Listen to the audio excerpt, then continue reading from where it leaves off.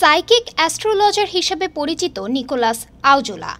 Nicolas বসবাস করেন লন্ডনে। ভবিষ্যৎবাণী করে জনপ্রিয়তা পেয়েছেন অনেকের কাছেই। নিকোলাস আউজুলাকে বিশ্বজুড়ে মানুষ গুরুত্ব সহকারে নিতে শুরু করেছেন।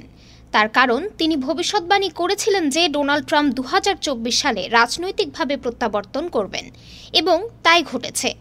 দ্বিতীয়বারের জন্য মার্কিন প্রেসিডেন্ট নির্বাচিত হন ডোনাল্ড ট্রাম্প।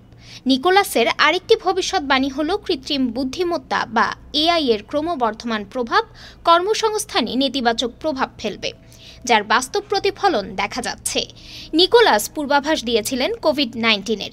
এরপর তিনি প্যারিসের নটর ড্যাম ক্যাথিড্রালে অগ্নিকাণ্ড ও ব্ল্যাক লাইভস ম্যাটার আন্দোলনের মতো বড় বড় ঘটনার পূর্বাভাস দিয়েছিলেন, এবং সেগুলো ঘটতে দেখা গেছে। যেহেতু বড় বড় অনেক ঘটনা সঠিক বলে প্রমাণিত হয়েছে, তাই নিকোলাস আউজুলা এখন 2025 সালের জন্য কি বলছেন বা কি বলেছেন তা নিয়ে মানুষ আরও বেশি উদ্বিগ্ন। 2025 সালের জন্য তার বড় ভবিষ্যৎবাণী। নিকোলাস বলেছেন 2025 সালে বিশ্বের বিভিন্ন অংশে আঘাত হানতে পারে। এই বছর অনেক বড় বড় প্রাকৃতিক দুর্যোগ হবে বলেও পূর্বাভাস দিয়েছিলেন। নতুন রোগের প্রাদুর্ভাব বাড়বে বলে ভবিষ্যৎবাণীও করেছেন তিনি।